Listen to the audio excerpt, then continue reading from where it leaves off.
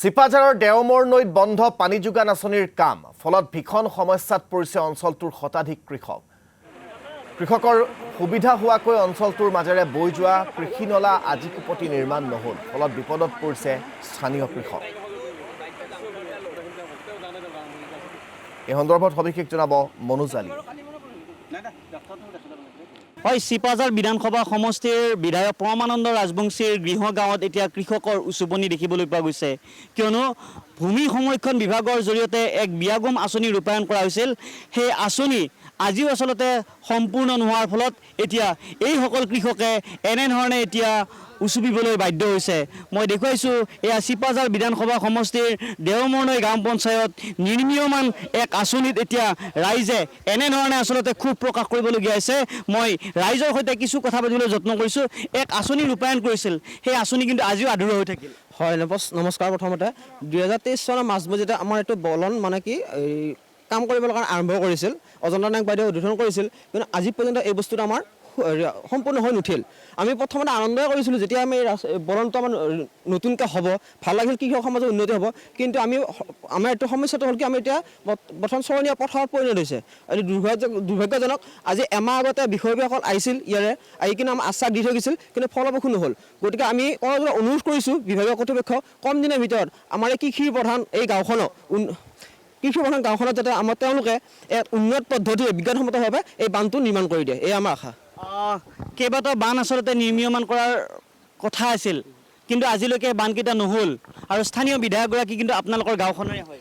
হয়, আচলতে আমাক ক'ব লাজ লাগে, এই 3টা বান্ধ আমি আৰম্ভ কৰিছিলোঁ ঠিকে, কিন্তু এতিয়া আছে গৰু নাবাই হাল, থকাতকৈ নথকা এফাল, এনেকুৱা অৱস্থা হৈছে। আমি আগতে ঠিকে আছিলোঁ। আমাৰ দুখ লগা কাৰণে এইটোৱে, আমাৰ খুদ MLA বিধায়ক মহোদয়ে গাঁও এখন প্ৰায় এই নদীটোৰ পানী আমি 18খন গাঁৱৰ মানুহে খেতি কৰোঁ। যোৱাবেলি আমাৰ খেতি গ'ল, এইবেলিও যাব। কোনোবা এজন ঠিকাদাৰ মহন্ত বুলি তেখেতক আমি মাতি আনিলোঁ, তেখেতে চালে কিন্তু ফুটুকাৰ ফেন, আশ্বাস ঠিকে দিয়ে, কিন্তু কাম একো নহ'লে। পথাৰৰ যিটো অৱস্থা এতিয়া আপুনি ক'ব, এখন বাৰিষাৰ পথাৰ নে খৰালি পথাৰ ধৰিব নোৱাৰি। য'ত নেকি 25 মোন ধান আমি উঠাইছিলোঁ, এতিয়া 12 মোন নাপাওঁ, 12 মোনটো নাপাওঁ, 5 মোনো নাপাওঁ। গতিকে আমাক তেওঁলোকে আচলতে ঘোঁৰা মাৰি গংগাত পেলাব বুলি ভাবিছিলোঁ, কিন্তু গংগাৰ পৰা উঠাই এতিয়া পথাৰত পেলাই দিলে।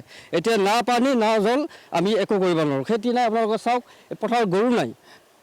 এতিয়া আমাৰ বিধায়ক মহোদয়ক আমি অনুৰোধ জনাইছোঁ, আৰু ঊৰ্ধ্বতন কৰ্তৃপক্ষক আমি বিষয়টো আপোনালোকৰ জৰিয়তে তেওঁলোকক দৃষ্টিগোচৰ কৰালৈ আমি আশা কৰিম, যাতে ইয়াৰ এটা উচিত তদন্ত কৰি আমাৰ যিখিনি কাম সম্পূৰ্ণ হৈ নুঠিল, সেইখিনি এই বছৰৰ ভিতৰত যাতে সম্পূৰ্ণ কৰি দিয়ে। পথাৰখন দেখুৱাম ভিডিঅ' জাৰ্নেলিষ্টৰ জৰিয়তে। এই পথাৰখন, যিখন পথাৰত কৃষকে নিজৰ ভাত মুঠি মোকলাইছিল, সেই পথাৰখন আজি এতিয়া এনেধৰণে উকা, য'ত বাৰিষা আচলতে পানীৰে উপচি থাকিবলগীয়া আছিল, সেই পথাৰখন এতিয়া এনেধৰণে শুকান হৈ থকা দেখিবলৈ পোৱা গৈছে।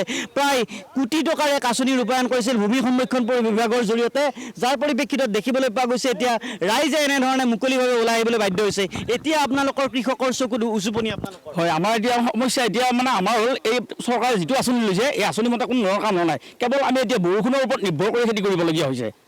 ওচৰৰ স্থানীয় বিধায়কজনক আমি কেইবাবাৰো লগ ধৰা হৈছে, তেখেতৰ আশ্বাসহে দিছে, তেওঁ কিন্তু কামখিনি কৰা নাই। ঠিকাদাৰেও কাম কৰিব বুলি থাকোঁতে যোৱা বছৰো তেনেকৈ গ'ল, এইবছৰো সেনেকুৱাই গ'ল। এইবছৰো আমি এতিয়া কেৱল বৰষুণৰ ওপৰত নিৰ্ভৰ কৰি খেতি কৰিব লাগিব। আৰু যিখিনি পথাৰত পানী হয়, বহলটো যথেষ্ট ল কৰি দিছে, গতিকে গোটেই পানী আহি পথাৰৰ পানী আহি ইয়াতে ৰৈ যায়। কোনো ধৰণৰ কেনেলৰ ব্যৱস্থা কৰা আছিলে, কেনেলৰ ব্যৱস্থা নাই। গতিকে আচলতে আমি মানে দুৰ্ভগীয়া। ওচৰত MLA জন পায়ো আমি কিন্তু আচলতে খেতিত মানে সম্পূৰ্ণ পিছ পৰি যাবলগীয়া হৈছে। এতিয়া জানিব বিচাৰিছোঁ, এই আঁচনিখনত দুৰ্নীতি সংঘটিত হৈছে নেকি? নিশ্চয় তেনেকুৱা হোৱা যেন লাগিছে, নহ'লেতো নিশ্চয় কাম হ'লহেঁতেন। এই কামখিনি যি হিচাপে হ'ব লাগিছিল, সেই হিচাপে হোৱা নাই যেতিয়া, নিশ্চয় দুৰ্নীতি হোৱা বুলি আমি ধাৰণা কৰিছোঁ। এতিয়া কামটো আপোনালোকৰ স্তব্ধ হ'ল, আপোনালোকে খেতি কৰিব পৰা নাই, আপোনালোকে বিভাগীয় বিষয়াসকলে কি আহ্বান জনাব?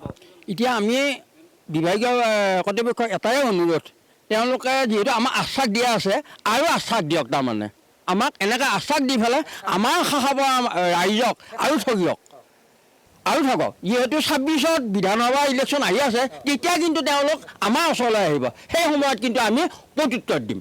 এয়া স্থানীয় ৰাইজৰ ভাষ্য, আৰু তেওঁলোকে আচলতে এনেধৰণে যথেষ্ট ক্ষোভিত হৈ পৰিছে, কাৰণ এনেধৰণৰ বিয়াগম আঁচনি থকাৰ পিছতো এতিয়া ৰাইজে এনেধৰণে ক্ষোভ প্ৰকাশ কৰিবলগীয়া আছে। মই দেখুৱাইছোঁ বৃহত্তৰ। ধন্যবাদ জ্ঞাপন কৰিছোঁ মনোজ আলী।